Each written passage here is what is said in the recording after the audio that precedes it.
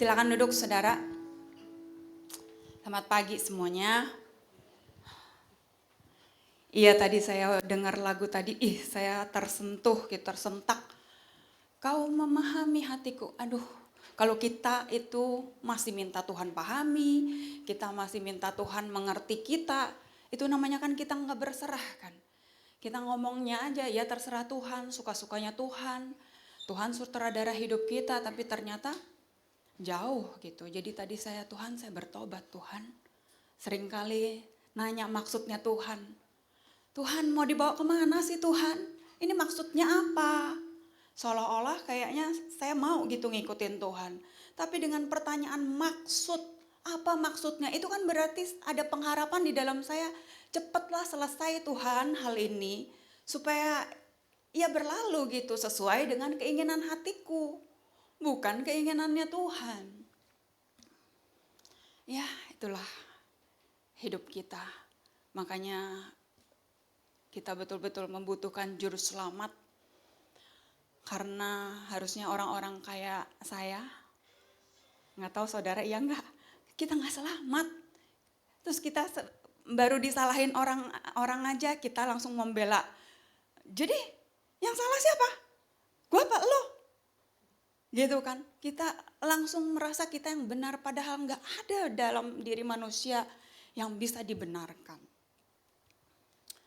Iya saudara, hari ini saya mau ngomong buat diri saya sendiri. Saudara, pernah dengar istilah palu gada? Apa palu gada? Hah? Produk makanan? Oh iya bisa ya, mungkin ada judul apa ayam palu gada ya, ada ya kan? Paha lu dada ya, apa sih? Bukan, salah ya. Palu gada itu apa lu mau, gua ada. Apa lu minta, gua ada. Iya itu kan, gitu. Iya, kayak gitu. Kira-kira kalau ada orang yang ngomong palu gada, itu orang yang kayak apa sih? Coba, ngerti nggak pertanyaan saya? Orang yang kayak apa yang nyebutin palu gada, apa lu mau, apa lu minta, gua ada. Apa? Orang apa? Apa? Orang sombong? Ya nggak apa-apa, apalagi terus. Hah?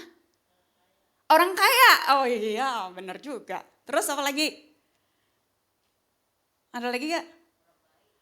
Hah? Orang baik. Oh iya orang baik.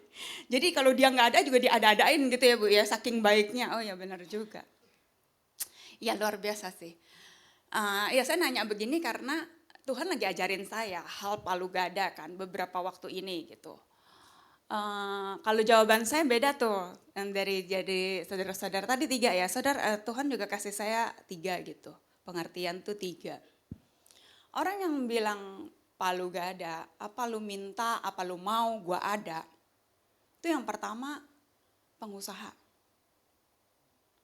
Pengusaha itu mentalnya dibikin kayak gitu.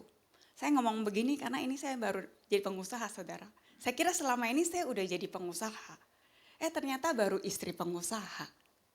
Istri pengusaha tuh beda loh sama ketika itu ada di tangan saya ntar ya. Ini ada hubungannya gitu. Nah, jadi kan lu mau apa? Gua adain. Makanya kan siapa tuh Zakaria kan pernah bilang ya, kayak siapa apa kamu ya?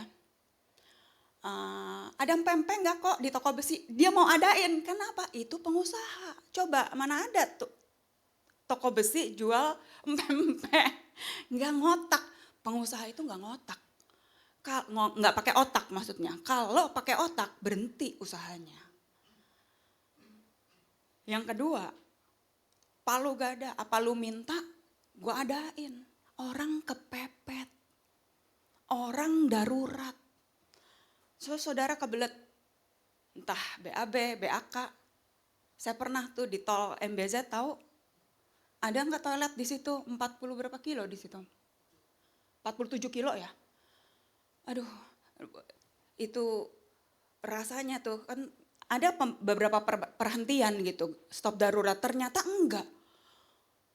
Kalau suruh turun, disuruh misi di rumah penduduk, misalnya toiletnya kecil, toiletnya kayak mana, saya nggak peduli gitu. Lu mau minta gue bayar biasanya 2.000 aja kita udah gondok kan. Pom bensin gratis, ini suruh bayar 2.000. Lu mau bayar 100.000, mau berapa juga gue kasih. Ini demi kebelet, darurat. Apa lu minta gue ada deh. Kayak gitu kan. Yang ketiga, tahu nggak? Apa? Orang yang lagi jatuh cinta. Itu mekanismenya kalau saudara lihat, itu sama. Mekanisme orang yang lagi jatuh cinta. Tinggalnya di mana misalnya? Di Bandung. Jemput ya nanti sore ya saya pulang kerja. Oke, siap. Di Setiabudi Bandung. Habis itu kamu nginep? Enggak, saya pulang. Besok jemput lagi. Rela loh. Sekali mungkin ya kan pikir juga ya, masa sih Bandung? Seenggaknya nginep. Tapi itu kan orang yang lagi jatuh cinta. Nah, coba sekarang pengusaha yang darurat itu dalam keadaan jatuh cinta terus. Luar biasa kan, itu orang-orang yang gak pakai otak. Yang ininya ini benar-benar nggak bisa karena nggak sinkron gitu loh. Hati dengan pikiran itu nih saya juga baru ini juga nih Tuhan obrak-abrik Tuhan ajarin, nggak bisa. Yang adanya ketika Tuhan ngomong di dalam hati kita cerna di otak kita, asam lambung yang naik. Tahun lalu kan saya cerita, Tuhan tiba-tiba sembuhkan saya dari asam lambung. Karena lambung itu katanya adalah otak kedua kita. Nah saudara-saudara yang dikit-dikit asam lambung, kembung, mual, pusing, nah coba dicek. Jangan-jangan ada pikiran tersembunyi yang dulu saya nggak nyangka. Saya nggak mikir, ternyata ada serabut-serabut kecil itu tuh yang membuat saya itu nggak sadar kalau saya itu sedang mikir. Sampai ketika Tuhan berkata, kamu selingkuh. Wah, selingkuh sampai pikiran saya itu baru saya terbuka. Sembuh total. Ya, yang biasanya suka suami saya Abednego bilang, kami itu grounding jalan. Itu saya lakukan gitu. Mungkin juga itu salah satu treatmentnya, saya nggak tahu. Tapi itu saya lakukan seperti itu gitu kan. Tapi ya sampai hari ini nggak ada lagi gitu, nggak kambuh-kambuh lagi. Ya luar biasa seperti itu karena ternyata saya nggak sadar dulu itu seringkali Tuhan ngomong tapi langsung dicernanya di otak. Jadi nggak nyambung apa yang Tuhan mau dalam kehidupan saya gitu. Tuhan Yesus itu luar biasa saudara. Dan kalau dibilang palu gada, Tuhan Yesus itu bahkan apa yang lu belum minta, apa yang lu belum mau, gue ada-adain. Bener gak? Kan sampai ada ayatnya. Apa yang tidak pernah dilihat mata, telinga tidak pernah dengar, tidak pernah timbul dalam hati. Itu kan palu gada. Apa yang lu belum minta, lu belum mau, gue itu kasih buat kamu. Karena apa? Karena dia cinta sama kita. Luar biasa loh, ada satu ayat saya mau tampilkan. Ini ayat sebenarnya saya udah dapat lama. Tapi baru hari-hari ini Tuhan bukain artinya. Kita baca dulu terjemahan barunya. Sama-sama ya. Yohanes 12 ayat 24 dan 25. 23, aku berkata kepadamu.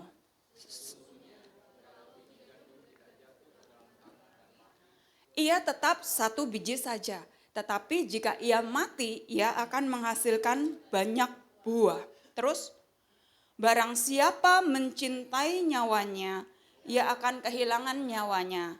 Tetapi barang siapa tidak mencintai nyawanya di dunia ini, ia akan memeliharanya untuk hidup yang kekal. Ini ayat kayaknya kita udah tahu ya, nggak hafal. Tapi kita tahu, rata-rata orang Kristen, orang gereja ini tahu ini ayat. Mati, baru Tuhan Yesus yang hidup. Lalu siapa yang mempertahankan nyawa, dia kehilangan nyawa. Itu sering kali kayak gitu. Tapi beberapa waktu yang lalu, ini udah lama gitu. Saya buka versi The Message-nya. Dan saya baca artinya seperti ini. Ya, baca sama-sama lagi. Ini The Message ya, sudah saya translate. Dengarkan baik-baik. Jika biji gandum tidak dikubur di dalam tanah, mati bagi dunia. Ia tidak akan lebih dari sekedar biji gandum. Tetapi jika dikubur, ia akan bertunas dan berlipat ganda. Terus, demikian juga Siapapun yang berpegang pada hidupnya menghancurkan hidup itu. Tetapi jika kamu melepaskannya, ugal-ugalan dalam cintamu, kamu akan memilikinya selamanya nyata dan kekal. Dalam the message-nya ini yang saya mau, ini sayang aja nggak bisa di highlight ya. Ugal-ugalan dalam cinta. Kok ada reckless in love? Saya udah lama nih dapat kayak gini ya.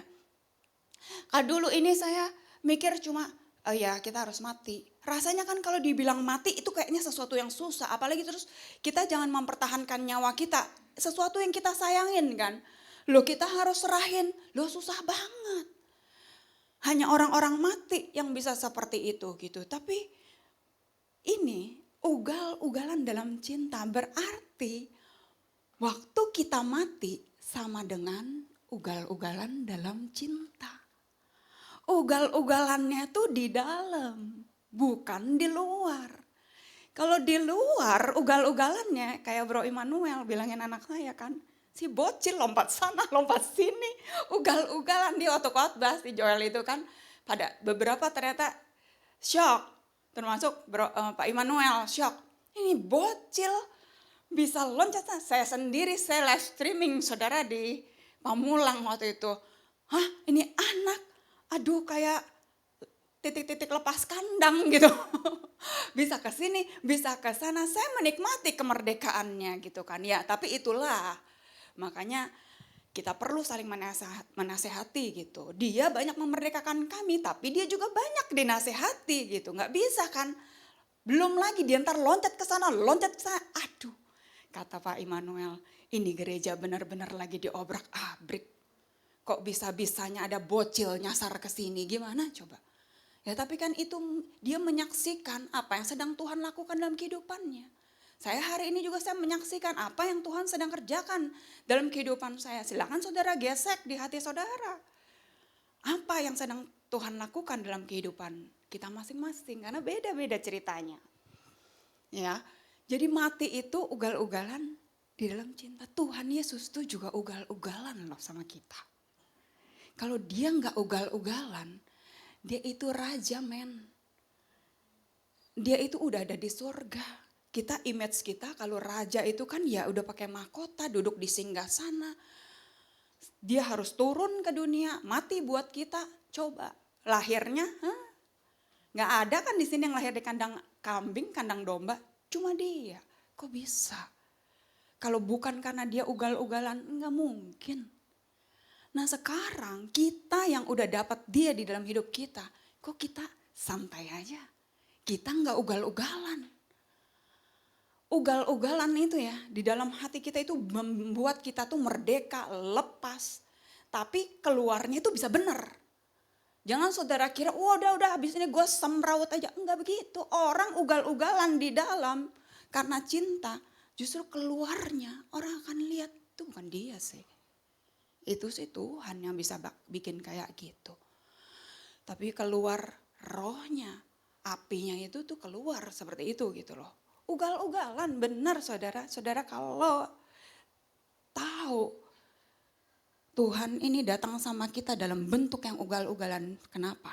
Karena udah banyak konsep masuk nih di kepala kita.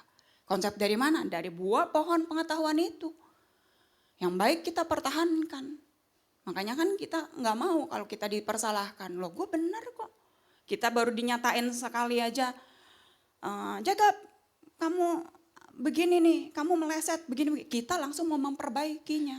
Kan bukan begitu. Ketika penyataan itu datang sama hidup kita, ya kita tinggal terima, kita sambut Tuhan Yesus yang ngerjain.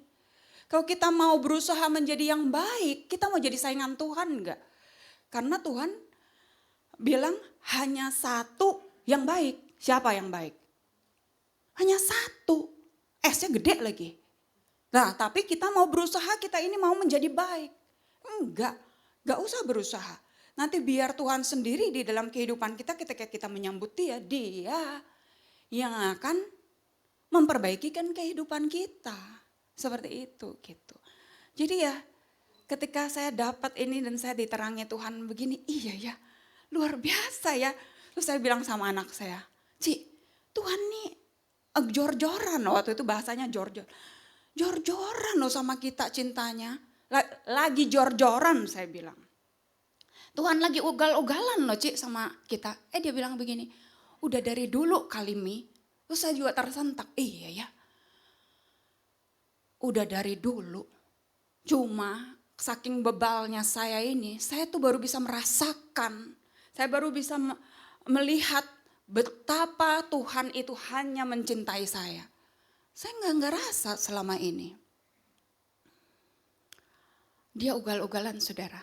Jadi diterimanya itu jangan pakai konsep. Diterimanya itu jangan pakai pikirannya kita yang mau rapi. Kan harusnya begini. Loh tuh kalau Tuhan ya nggak seperti itu. Tuhan itu nggak modal monyet loncat situ gitu. Saya sampai kelepasan gitu kemarin. Iya loh Dek, kok kayak gitu sih ya bisa gitu. Tuhan gak modal, tapi kemarin Bro Emmanuel setengah khotbah ya Bro baru terima kan gitu kan. Ini Tuhan, itu anugerah. Saya tadi pagi saya sampai bilang, itu sekelasnya Pak Immanuel itu bisa terima si bocil loncat sana lepas kandang, itu anugerah. Loh kalau dibandingin itu bisa jadi cucu kali ya.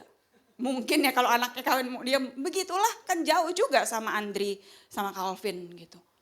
Tapi bisa itu Tuhan yang sedang mengobrak-abrik saya. Wah saya bilang luar biasa. Nah, kalau kita bilang apaan modal kayak gitu itu Tuhan. Tuhan itu modalnya kalau khotbah tuh yang begini siap enggak gitu. Itu semuanya ada di sininya kita. Makanya ketika Tuhan datang dalam bentuk masalah, sakit penyakit, Tuhan tegur karena kita dicintai, kita gak terima kok. Kita bilang gak mungkin ini Tuhan, kita tolak. Kita tengking itu setan. Padahal minggu lalu kan kata pendetanya di sini bilang apa tuh? Penderitaan membawa berkat. Dan berkatnya itu bukan sesuatu hal yang lahiriah yang kita tunggu-tunggu, bukan. Berkat itu adalah pribadi Yesus sendiri. Karena waktu kita dapat Yesus semuanya itu include dalam kehidupan kita. Dimulai dari awal tahun ini saudara. Itu yang saya bilang Tuhan tuh lagi ugal-ugalan. Makanya anak saya bilang bukan lagi.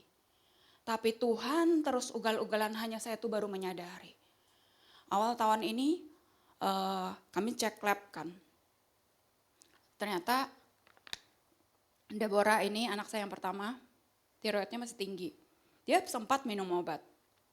Beberapa waktu yang lalu kan. Tapi kalau saudara lihat, gendut efek obat itu. Itu dikasih foto sama, dia sendiri, dia capture. Saudara kalau lihat live streaming yang lalu, saya sampai, lu bisa tampil kayak gitu, hebat juga lo kayak gitu. Roknya di sini. Gendut, aduh badut dari mana gitu. Sampai saya gak kenal gitu kan. Terus saya bilang, ya gitulah, itu gemuk. Memang hormonnya stabil tapi tidak belum sampai normal gitu. Ya akhirnya dia sendiri yang memutuskan, dia nggak mau minum obat lagi. Dan ternyata obat itu tidak menyembuhkan. Obat hanya menetralisir. Kalau kita hanya berpikir terus-terusan obat, kita nggak bisa tahu Tuhan tuh mau apa. Ya akhirnya saya bilang nggak bisa kalau begitu cara. Ya kamu harus cari cara yang lain. Mau diapain hidup kamu? Gak bisa dong. Udah divonis hormon gak stabil, terus kita diemin. Gak bisa begitu. Kita gak bertanggung jawab atas bait Roh Kudus ini. Ketemulah kami dengan satu nutritionist akhirnya. Daftar mereka berdua. Waktu itu mereka berdua, yang satu pre-diabetes. Ini pendetanya saudara pre-diabetes. Padahal dia yang paling bersih. Nah jadi saya menemani orang yang paling bersih di rumah dan orang yang paling jorok di rumah. Jorok dalam hal makanan. Karena Deborah ini palu gada, apa lu ada gue makan semua maksudnya. Tapi kalau yang satu ini dia jaga banget. Tapi tetap prediabetes. Ya kami konsul, kami ngobrol sama nutritionist sampai 2 jam. Kembali lagi dia bilang, kalau tiroid, mama saya sendiri hipertiroid. Mama saya pertama bertahan dengan obat. Sampai akhirnya 6 bulan. Obat itu sama seperti kasus Deborah. Tidak menyembuhkan. Hanya menetralisir. Dia ditanya sama mamanya. Jadi gimana mah? Capek gak minum obat? Capek kata mamanya. Ya udah saya urus. Dia urus 1,5 tahun, kemudian remisi. Remisi maksudnya udah normal. Cuma kan tetap kalau namanya hormon begini harus tetap dia jaga gitu. Oke. Terus jadi nanti akan ya udah kami dikembalikan kepada makanannya seperti ini. Wah, itu semua apa yang dia suka harus di cut off. Itu kan yang dia suka, mempertahankan nyawanya kan tadi kan, mempertahankan nyawanya dia harus lepas. Kalau pakai diri kita sendiri gak bisa. Non gluten, gak boleh roti. Paling suka roti, kalau saya yang bikin roti dia nomor 1 yang habisin. Produk susu dan keju apalagi, terus sugar, gula ya, itu kita udah tahu lah kalau sugar. Dan dia suka yang manis-manis. Sudah gimana nah ya, ini juga diagnosanya beda lagi, begini lupa saya. Oh makannya salah selama ini, yang saya bilang selalu saya kasihnya nasi banyak-banyak. Karbohidrat banyak-banyak, biar saya udah ganti jagung, udah ganti beras merah. Ternyata itu harusnya sedikit. Tingkat ketiga, protein, lemak, karbohidrat. Baru saya terbuka, aduh iya ya. Terus dia bilang, nah kalau mau dilanjutin ini nanti saya akan buat. Dalam 1-2 bulan saya akan kirim meal plan namanya. Jadi nanti mereka 2 harus ditimbang makanannya. Tahu ibu punya timbangan digital? Ya ada ya, kita lihat ya digital ya sampai 0, kan. Bukan hanya punya timbangan, tapi ini kan gue harus ngatur. Lu makan ikan kembung 50 gram, yang satu makan ikan terisi 25 gram. Itu di mobil begitu masuk ke mobil kayak runtuh dunia saya. Bukan dia yang mempertahankan, saya yang mempertahankan nyawa. Tuhan ini gimana, stres saya langsung itu di mobil kayak mereka ajak ngomong saya kayak dihukum pancung gitu loh, tau gak. Habis itu, wah gimana ya.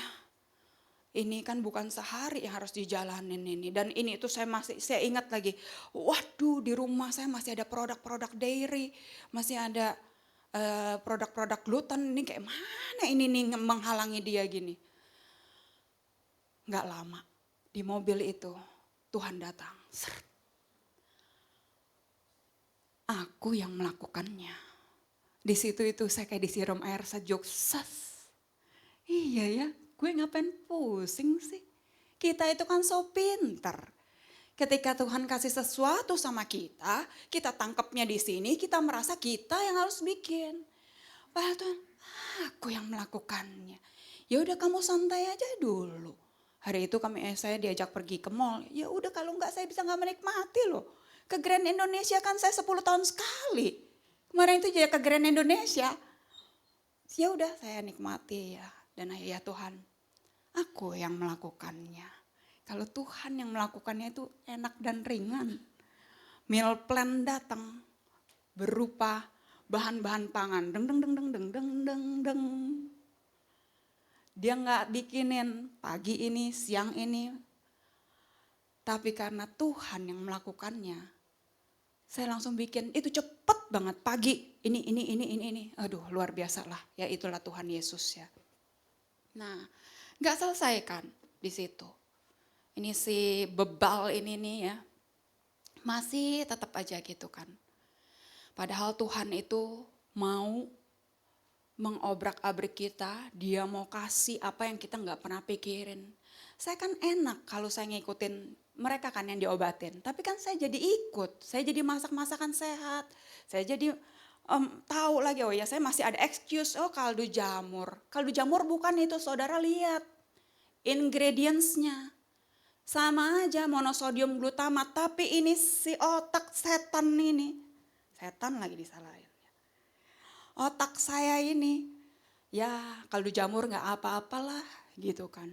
Beli terus loh saya loh, kaldu jamur. Jadi saya bilang gak pakai micin, walaupun sedikit kan kaldu jamur. Loh itu ternyata micin men. Saus-sausan, coba lihat ingredientsnya. Habis selepas dari dokter minggu depannya itu ya, atau 2 minggu lagi saya ke Cina sama mama saya. Kalau Tuhan gak lepasin saya bilang aku yang melakukannya itu, di Cina saya stres. Di Cina kan you know kan semuanya itu makanan yang murah-murah, yang produk olahan. Saya punya teman-teman yang usia saya seperti itu kan, ayo, ini nih enak nih, ini murah di sini. Dia pada borong dus-dus kayak gitu. Saya enggak ada tertarik ketika masuk ke minimarket. Wih ini yang ini enak ini. Enggak ada, karena apa? Saya tahu itu bukan makanan saya.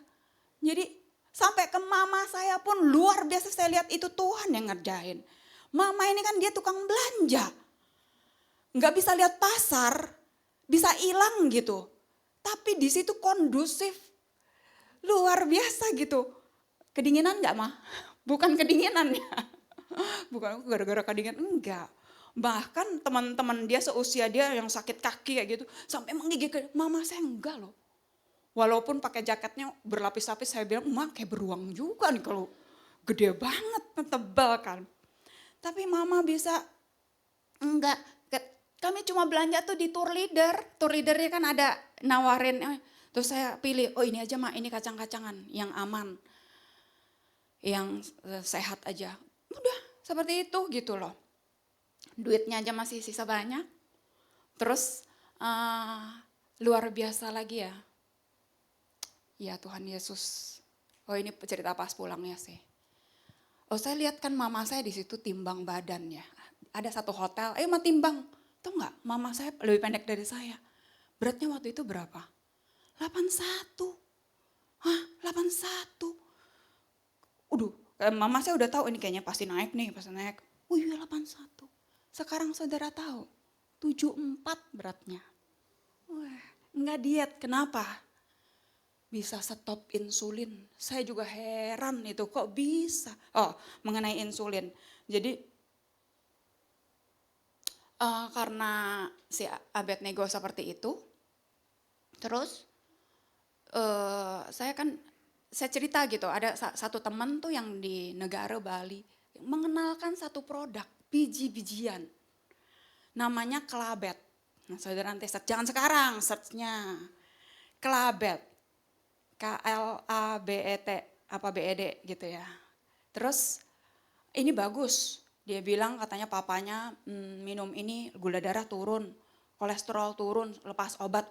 Luar biasa. Saya coba buat dia dan terus dia bilang, kamu minum juga, itu bagus juga buat hormon perempuan. Oh ya udah, saya minum juga kan coba biji-bijian kok. Saya cek ternyata gula darah dia enggak turun ya pakai itu ya.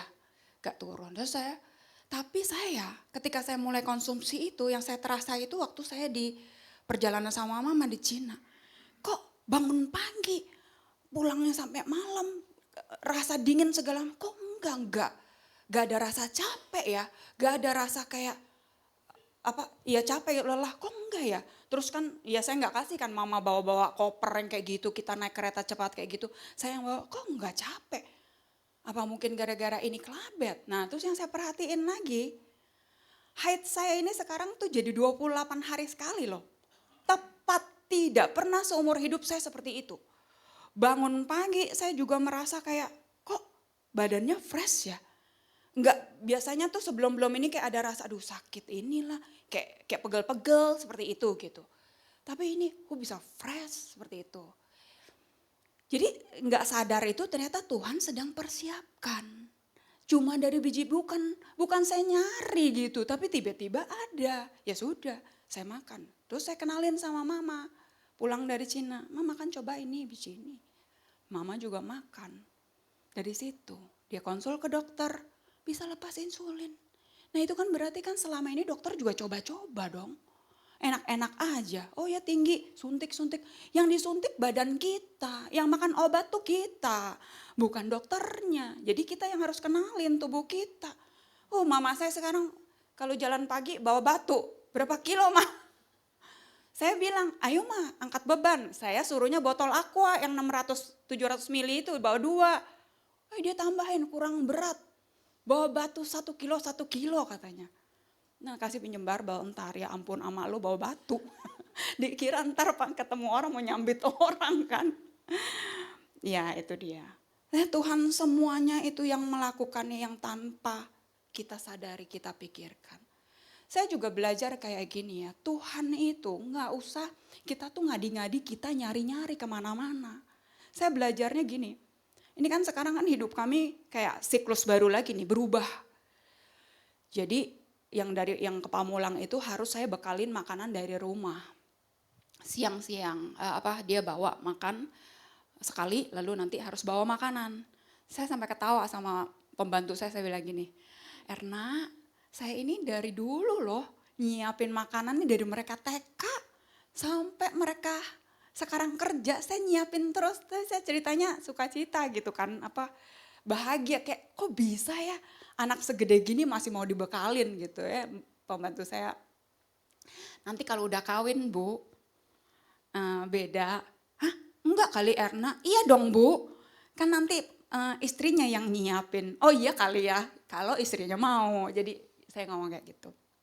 Ya cuma, jadi kan saya nyiapin makanan. Nah saya siapin itu makanan semuanya, mereka tuh nggak tahu loh. Saya tuh masak apa, saya taruh apa segala macam, pokoknya semuanya saya udah taruh di sebuah kotak makan. Nanti snacknya saya udah taruh, misalnya ada minuman, ada apa, semuanya itu saya udah taruh di satu tas. Kalau saya pergi, saya bilang jangan lupa bawa itu, misalnya makanannya belum ditutup, nanti tolong sendok dimasukin ke dalam, tutup, terus masukin ke tas. Tapi kalau misalnya semuanya udah siap, saya selalu taruh di dekat tasnya mereka. Waktu satu hari ya, saya sedang melakukan itu. Di hati saya begini, kan Tuhan lebih dari saya juga. Saya ini yang manusia berdosa kayak gini aja, saya bisa mikirin anak saya yang kayak gitu. Jangan lupa ya, makanannya itu bawa kayak gitu. Loh Tuhan apalagi dong? Dia pasti udah siapin segala kebutuhan kita, segala yang kita perlukan yang menurut dia perlu, itu ada di hadapan kita. Tapi kenapa kita harus nyari-nyari? Kenapa kita harus samain hidup kita sama orang lain? Enggak. Ini kami ya saudara ya. Dalam kehidupan kami ini saya banyak merenung hari-hari ini gitu. Tuhan itu kayak datangnya tuh kami gak nyari gitu. Dibilang gak nyari gimana ya, muncul itu kayak misalnya kayak di Pamulang. Ini kan belum ada setahun. Juni nanti baru setahun. Ya tahun lalu waktu lebaran itu kami, ya cuma karena yuk kita jalan-jalan yuk ke daerah sana yuk. Ya kita jalan-jalan. Dan lihat beberapa ruko. Kita udah model ruko yang itu gitu kan, yang di seberang. Kok bisa-bisanya tak Tuhan lempar ke sini. Jadi tiba-tiba aja gitu loh. Tuhannya saking ugal-ugalan ya, saking mencintai gitu ya, dia kasih hal-hal yang seperti itu gitu. Terus Joel waktu khotbah dia bilang begini, kami ini berani ambil langkah. Enggak ada yang berani ambil langkah justru di keluarga kami ini. Ini cuma karena ya kami ini bodoh aja. Tapi selama ini so pinter gitu kan. Mau ngajarin orang. Tapi yang saya tahu justru ya karena kami bodoh. Toko sepeda. Siapa yang bisa, kalau kami pakai pertimbangan kami, aduh nggak bisa, ya mendingan bakmi dong di mana-mana. Loh, udah ada suhunya, udah ada pengalamannya sekian tahun, keluarga besar. Ini kenapa bisa ke sepeda? Jual terus bilang parcel kemarin gitu kan. Sekarang jam berapa ya? Parcel coba. Mami berani ambil langkah? Nggak ada yang berani. Lebih kepada nggak tahu. Tiba-tiba orang datang, lihat toko Pamulang, udah nanti saya kirim ya parcel. Iya, oke, gitu kan. Jadi saya kiranya kalau parcel kayak gitu, ya sudahlah nanti tinggal ini aja geser sedikit sepeda, parcelnya susun. Udah sekalian aja lah, nanti di duta juga ya, kita pasang aja display, mana tahu ada yang pesen. Ternyata saudara, waktu dia datang, gambar udah datang duluan. Berapa tuh? 43 jenis gambar seperti itu kan. Saya pelajarin. Terus bikin harga. Bikin harga 43 harga beda. Duh, saya gimana ngapalinnya? Mau nangis rasanya. Gimana?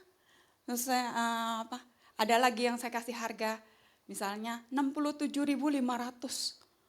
Ada yang lagi berapa? 92.500. Duh, tapi nanti gimana ngafalinnya? Akhirnya ada hikmat. Si Deborah bilang, "Mi, kayaknya udah dikelompokin aja deh, kurang lebih ini kan gak beda-beda jauh. 97,5 sama 100.000 dibuletin aja, sama semuanya. 3 barang ini." Oh iya juga ya. Udah kan. Tapi semuanya itu harus dijalanin. Nah makanya tadi saya balik lagi ke awal, saya kira saya ini udah jadi pengusaha. Begitu diterjunin ke parcel ini, waduh, baru saya tahu, oh ini yang selama ini si Abednego ini kalau Sabtu malam dia bond gitu, bukan Sabtu malam aja, tiap malam bond, update penjualan. Oh saya baru tahu, oh ini yang maksudnya. Karena ketika itu kan waktu parcel itu udah mau datang gitu kan. Itu aja tiba-tiba aja jadi kami, ya kami cuma dengar-dengar aja. Nanti kalau parcel itu tuh ada orang-orang yang udah jualan tahun-tahun lalu bisa tidur di lapaknya. Jadi jam 7 dia buka misalnya sampai jam 10 malam, ya udah karena lapaknya terbuka dia harus tidur di situ. Saya bilang, aduh saya nggak bisa. Bagaimana ini cara di Pamulang begini, kita jauh. Perjalanan 1 jam. Satu hari kami ke sana, udah kita ngekos. Ngekos tanya sama saudaranya si Aseng. Aseng kasih kosan, nggak ada parkirnya, diteleponin susah. Udah saya bilang coba kita nyebrang ke seberang. Begitu nyebrang, dapat langsung itu ya ibu-ibu pakai kerudung gitu, cincai banget, nggak usah pakai. Udah saya DP dulu ya Bu, enggak, saya nggak mau DP, udah kalau mau langsung lunasin. Tapi nanti saya kan masuknya masih lama Bu. Ya nggak apa-apa, nanti begitu hari pertama masuk baru saya hitung itu. Oh gitu ya, saya Bet gak usah sekarang kali Bet. Karena ngeri naik ke kosnya itu dia harus lewat tangga besi dan lihat kosnya ya lumayan bersih sih. Cuma KSSS kos sangat sempit sekali, sederhana seperti itu kan. Selonjoran sangat susah bener. Jadi ada ranjang satu, ranjang sorok. Kalau ranjang soroknya itu ditarik, itu penuh gak bisa jalan lagi. Jadi setiap kali kalau akhirnya ketika kami nginep, yang laki-laki tidur di atas, saya di bawah setengah. Cuma bisa ranjang itu setengah. Ya udah, Bet apa nanti aja ya? Enggak, tidak. DP aja langsung, loh dia DP. Terus di mobil, aduh, Bet, tapi jangan tinggalin saya di sini sendiri loh Bet. Lu jangan tinggalin aku tinggal di atas, terus itu di bawah kan mereka semua itu. Ada cowok yang ngekos kayak gitu kan. Gimana nih? Enggak, kamu enggak sendirian. Iya, ya sudah, dia bilang begitu kan. Tapi ternyata jualannya prakteknya saya sendiri saudara. Dia tinggalin saya. Tapi di situ justru saya bersyukur itu yang pabrik parcel enggak ngajarin saya. Ini suami saya enggak ngajarin saya, enggak banyak-banyak macam kayak gitu. Di situ saya banyak Tuhan merdekakan, Tuhan bukain saya hal-hal yang ya kayak gini nih, ugal-ugalan yang kayak gitu kan. Karena apa? Aku yang mikirin, aku yang melakukannya.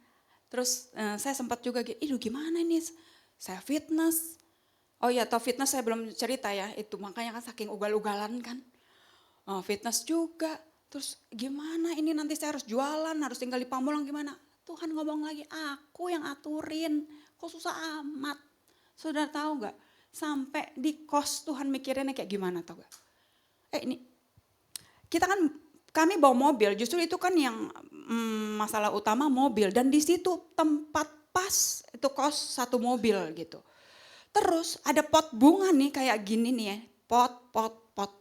Itu bisa-bisaan pantat mobil bisa pas di depan pot, saya nggak harus pindahin. Di situ aja saya bilang, ya ampun Tuhan, sampai ke pot bunga orang, Tuhan pikirin coba. Itu kan Tuhan saking cintanya sama kita, tapi otak kita ini nih yang sampai bikin kita asam lambung, cenat-cenut, beli obat, kita yang mau jadi Tuhan. Coba saya dari awal udah ngikutin aja. Kan enak, semuanya betul-betul. Satu hari, di hari-hari awal kan saya juga gak diajarin. Ternyata tuh parcel itu 2 minggu terakhir baru laku gitu loh. 2 minggu awal Orang kita pajang, orang ternyata cuma oh toko parcel kayak gitu. Tapi di hati saya itu kayak udah ada harapan, orang lu ada yang beli dong. Karena kan buat saya kan saya harus pindahin parcel ke depan display. Nanti malam saya harus masukin lagi. Loh, kok nggak ada satu orang pun yang datang? Saya duduk, Tuhan, saya tanya gini, apa sih maksudnya Tuhan? Udah lempar saya ke sini. Pamulang itu saya dari awal buka toko sepeda itu saya pusing kalau ke sana. Karena lingkungan Duta Garden Alam Raya itu kita bersyukur loh di sini itu lingkungan yang sangat sepi, ya kan? Jam 7 juga udah sepi. Tapi di Pamulang 180 derajat, men. Aduh, itu Pamulang kalau lagi puasa kemarin apalagi seru. Mobilnya kayak gitu. Saya duduk, Tuhan maksudnya Tuhan apa sih Tuhan? Kalau Tuhan, terus saya mulai urut-urutin, ini gimana ya bisa terjadi ini parcel-parcelan ini ya? Itu tuh, otaknya saya tuh mulai mikir-mikir kayak gitu. Mulanya dari mana? Oh dari ini. Tuhan ngomong sama saya gini. Berhenti kamu nanya maksudku. Kalau kamu nanya terus maksudku, kamu gak bisa menikmati aku. Oh iya ya. Kenapa saya bisa tanya maksudnya apa? Karena kan saya gak betah dengan keadaan kayak gini. Terus udah di daerah yang seperti itu, jualannya terus gak laku. Saya gak betah gitu. Terus kamu gak akan bisa menikmati, iya ya juga. Kalau kita nanya terus maksud Tuhan, pasti kan itu ada sesuatu di dalam diri kita lagi gak tahan kok. Kesia pernah kayak gitu kan? Ya kan? Aduh maksudnya apa nih gue dibuang ke toko besi, jangan-jangan sampai hari ini, tanya. Kalau masih sampai seperti itu, kita gak akan pernah bisa nikmatin. Namun di toko besi itu ngapain, yang kamu kesel nanti pasti tiap hari udah dilap kotor lagi. Parcel saya juga gitu Kesia, apalagi kami ini tutup sate. Sehari bisa berapa kali itu saya keluar, saya lapin. Seperti itu gitu. Tapi sejak Tuhan ngomong hari itu, iya ya. Semuanya juga kalau kita tanya maksudnya kita, Tuhan aku mau cepat-cepat selesai nih. Kasih aku jalan keluar dong dari ini. Ingat loh, Yesus itu jalan. Kalau kita tanya maksud, kita cari jalan keluar, kita keluar gak dari Yesus? Yesusnya jalan. Makanya bukan jalan keluar yang dicari. Bukan parcelnya laku atau enggak, tapi aku ini bisa menikmati enggak. Tuhannya lagi ugal-ugalan loh, sayanya ini dengan pola pikirnya saya harusnya kalau jualan itu laku. Harusnya tuh ada yang beli, kalau orang datang masuk ya beli dong. Ini gak ada yang beli gimana? Itu kan pikiran manusianya kita. Tapi beda Tuhan saya sambut Tuhan Yesus. Aku mau menikmati Tuhan. Mulai dari situ saudara tahu gak? Itu kayak ada yang meledak di dalam saya tuh ya. Saya udah gak malu lagi tau gak? Awal-awalnya itu kayak rada kagok-kagok nama toko main di sebelah laku. Ini saya udah enci-enci. Duduk di belakang etalase. Cuma ngeliatin gitu kan. Gak berani saya duduk di depan kayak si mbak-mbak tukang mainan. Karena dia menurut saya dia mbak-mbak dan emas-emas gitu kan. Encinya gak ikutan. Tapi satu hari ada yang naik motor, dia ngeliat-ngeliat parcel. Gak ada orang. Kan saya di etalase kan di belakang. Di hati saya kayak gak bisa nih begini. Udah saya pindahin kursi, saya duduk di depan. Mulai ada yang kayak gitu. Asal nengok dikit, boleh kak parcelnya kak. Saya baru tahu ternyata itu orang-orang yang saya sebelin di Mangga 2 dulu tuh ya. Boleh kak, itu saya sekarang. Tapi gak tahu, itu kan karena saya bilang ini saya udah darurat deh. Gue udah dibuang ke sini. Udah mental pengusahanya jadi bangkit. Udah gak tahu lagi, apalagi saya tangkap Tuhan lagi ugal-ugalan sama saya. Udah, gak orang kalau ugal-ugalan dalam cinta gak ada harga diri lagi. Kita kalau masih ada harga diri, dikatain orang, sakit hati. Sakitnya sampai di sini, sakit sendiri loh. Tapi kalau kita benar-benar ugal-ugalan gak ada. Saya lupa benar-benar. Lupa siapa saya. Ya sampai sekarang udahlah nggak usah ingat-ingat nih siapa saya. Kita nggak ada kok. Di situ saya bilang, boleh Kak. Dari parcel yang awalnya saya berat naikinnya, itu tiap pagi mulai hari itu display bisa berubah. Sini Jack, nanti kan kadang-kadang dia tiga pria yang nemenin saya, Abednego, Jacob, Joel. Tapi awal dia udah bilang sama kosnya, Bu nanti ini saya ditemenin sama anak-anak saya loh, jangan kira saya ganti-ganti laki, anak saya udah gede-gede kan gitu kan. Ya udah, Jack sini, Joel yang ini sekarang di sini, ini sini, itu kayak bisa ada nggak tahu itu keberanian apa-apa itu nggak ngerti gitu. Ya tapi sejak hari itu gitu, itu saya ngelihat ya, itulah kita kalau kita darurat. Ini nih udah nggak dipakai lagi. Sama customer, tuh customernya kan beda-beda yang datang. Ada yang, saya mau ini tak, enak nggak kalau kayak gitu? Nggak nawar, bungkus, pitain, go, duit masuk. Ada yang nawar sampai botak. Maksudnya dia yang botak. Nawar satu hari, Joel di dalam kan, berapa sih? Pokoknya harusnya dia bayarnya 500 sekian gitu ya. Udah deh 500 aja ya. Jangan Kak, nggak bisa Kak, ini udah emang segini harganya. Dia tinggal lari, pernah kayak gitu nggak?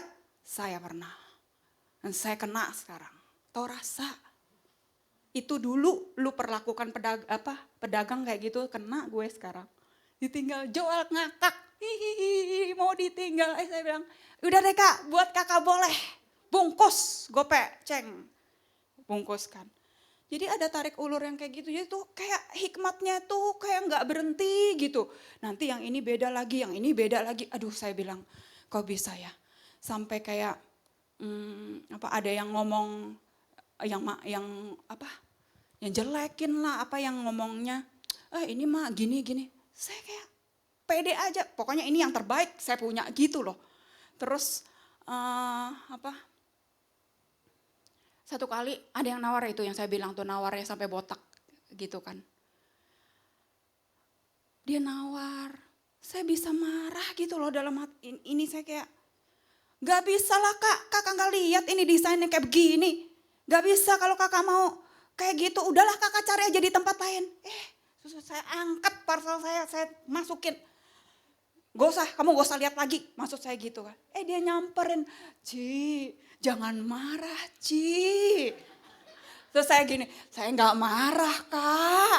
Jadi saya tuh kayak, ini gue kayak punya ilmu main sandiwara apa? Bukan sandiwara tapi itu natural gitu, natural.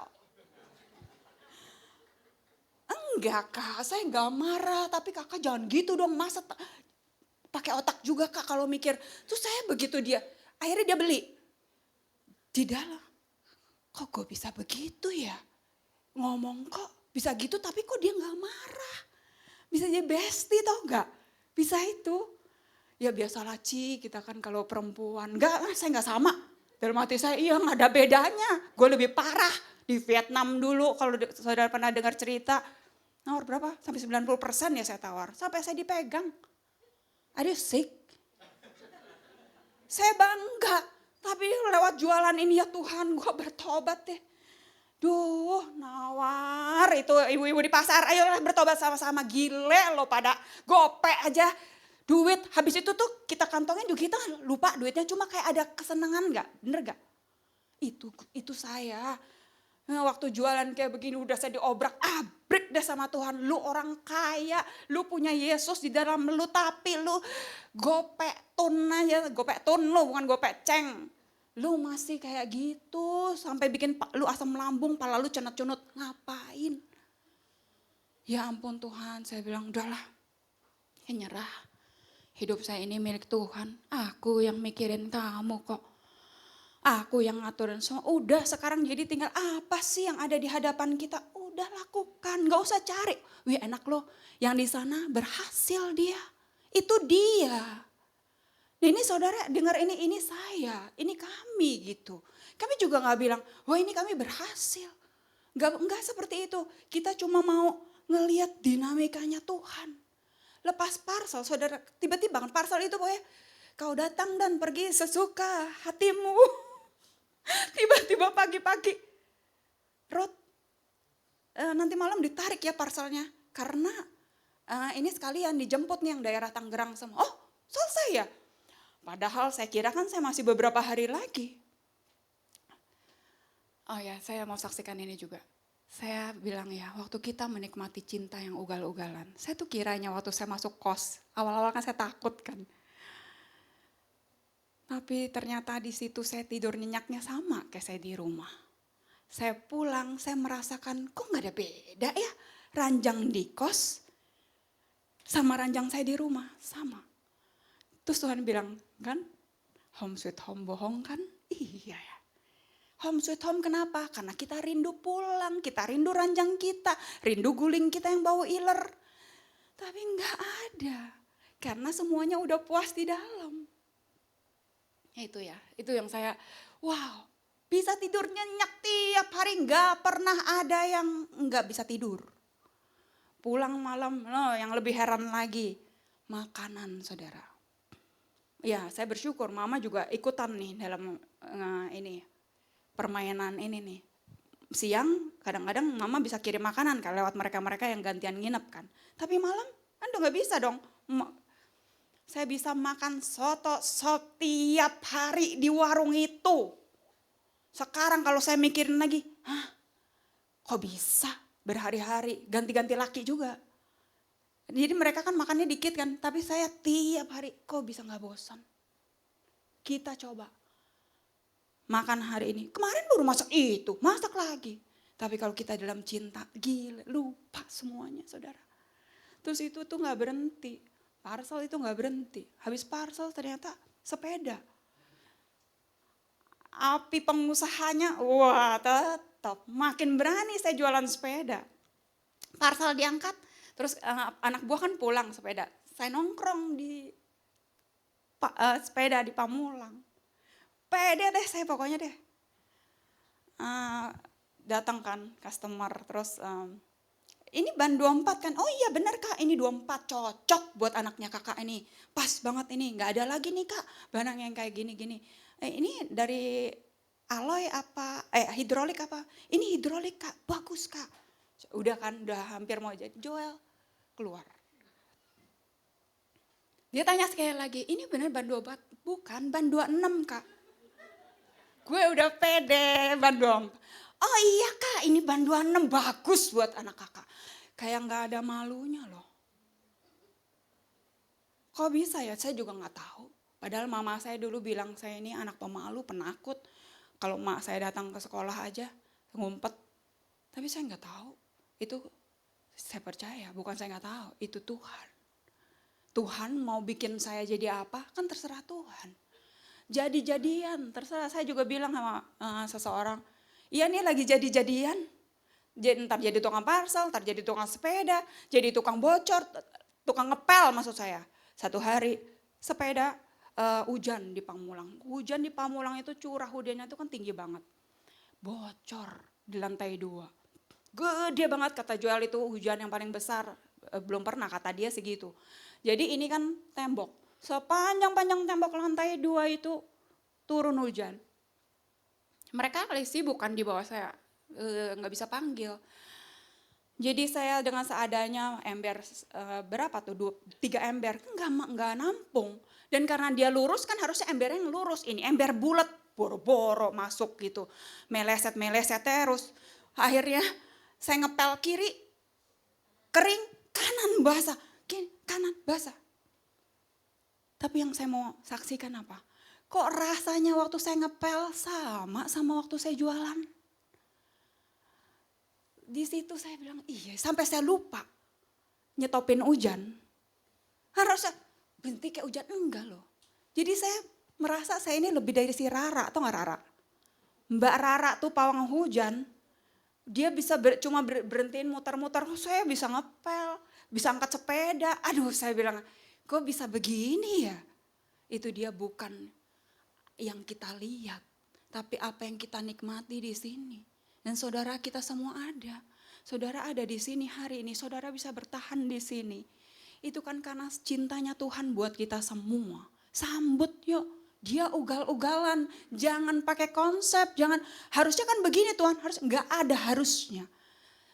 Hari ini saya mau kasih judul, nanti di YouTube tulis aja ugal-ugalan, biarin orang lihat.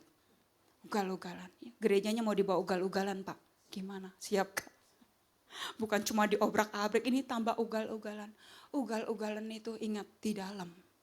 Tapi ketika nanti keluarnya, kok bisa ya pas. Itu saya saksikan sendiri saudara. Dan luar biasa. Tapi jangan terpukau dengan hasilnya. Bukan, gak ada. Ini semua yang saya ceritain ini semua omong kosong. Ini bohong. Tapi yang nyata itu ini yang di dalam sini. Jadi saudara mau tidurnya di kos 3x4. Mau tidur di kamar. Saudara yang bawa iler. Itu sama aja. Saat saudara ngepel hujan kayak gitu itu. Aduh sama rasa jualan banyak. Terima duit banyak. Kok bisa sama? Itu yang saya kagum, Tuhan benar-benar hanya Engkau yang nyata.